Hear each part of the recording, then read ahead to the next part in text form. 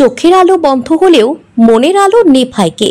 ওরা যে ঝলমলে মনের আলোয় উদ্ভাসিত, তাই চোখের দৃষ্টি না থেকেও স্রেফ মনের আলোর উজ্জ্বল শিখা ওদের জীবনের বাজি জিততে শিখিয়েছে।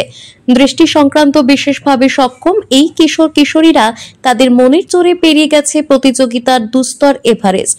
রবিবার তারা আরও একবার প্রমাণ করল কবি সুধীন্দ্রনাথ দত্তের উট পাখি নামক বিখ্যাত কবিতার বিখ্যাত লাইনটি, অন্ধ হলে কি প্রলয় বন্ধ থাকে। এদিন দুর্গাপুরের সিধু কানু ইনডোর স্টেডিয়ামে অনুষ্ঠিত হয় পশ্চিম বর্ধমান জেলার বিভিন্ন স্কুলে পড়ুয়াদের নিয়ে এক দাবা প্রতিযোগিতা।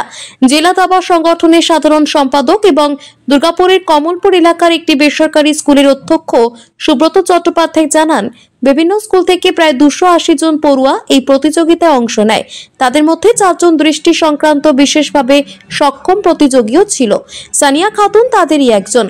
যে ব্রেইল পদ্ধতিতে ওরা লেখাপড়া শেখে, সেই একই ব্রেইল পদ্ধতিতে তৈরি দাবার বোর্ডেও ওরা স্বাচ্ছন্দ্যে দিতে পারে গছ, নৌকা, মন্ত্রী, ঘোড়া, রাজা, বড়ির চাল।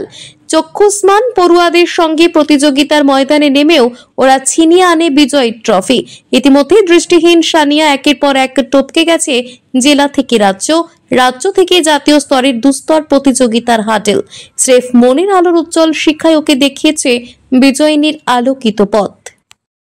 আমাদের মেনলি এমনি 35 মানে এরকম স্টুডেন্ট আছে, কিন্তু তার মধ্যে 20-25 জন মতো আমাদের হস্টেলেই থাকে, প্রি রেসিডেন্সিয়াল। আজ আমাদের 4 জন এসছে। হ্যাঁ, ওই তো আমাদের সানিয়া খাতুন ন্যাশনাল লেভেলে খেলে এসছে।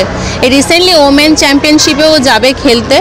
ভালো মানে পুরোপুরিভাবে যথেষ্ট আর কি, ওরা ট্যালেন্টেড, অন্য মানে ভীষণভাবে ট্যালেন্টেড ওরা। ক্লাস 7-এ পড়ি। আমি প্রথমে খেলেছিলাম স্টেট কলকাতায়, তারপর ওখান দিয়ে জিতে আবার ত্রিপুরায় গেলাম। ত্রিপুরা থেকে ন্যাশনালে খেলেছি, ন্যাশনাল থেকে আবার যাব ব্যাঙ্গালোর খেলতে। আজকে আবার দুর্গাপুরে এসেছি খেলতে। জেলা স্তরের খেলা? হ্যাঁ। তুমি চোখে দেখতে পাও? না। খেলতে কোনো সমস্যা হয় না? না। আজকের যে পশ্চিম বর্ধমান ডিস্ট্রিক্ট স্কুল চ্যাম্পিয়নশিপ আজকে যেটা হচ্ছে, এটা পশ্চিম বর্ধমান দাবা সংস্থা পরিচালনা করছে। সারা বাংলা দাবা সংস্থার সহযোগিতায় সঙ্গে পূর্ব ইন্টারন্যাশনাল স্কুল আর বানপুর রিভারসাইড স্কুল আসানসোল রয়েছে। আন্তঃজেলার প্রতিযোগিতায় অংশ নিয়েছে। এটা পশ্চিম বর্ধমান জেলা যত স্কুল আছে সবাইকে ইনভাইট করা হয়েছিল। তাদের মধ্যে 280টা মতো বাচ্চা রেজিস্ট্রেশন করেছে, খেলছে 272 জন মতো। অন্ধ কতজন আছে এখানে? বিশেষভাবে সক্ষম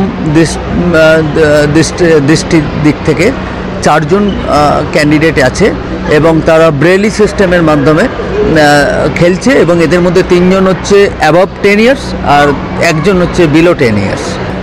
সময় দিতে হয়, তারা বুঝলো কিভাবে পেয়ারিং হয়, কিভাবে রাউন্ডের পর রাউন্ড খেলা হয়।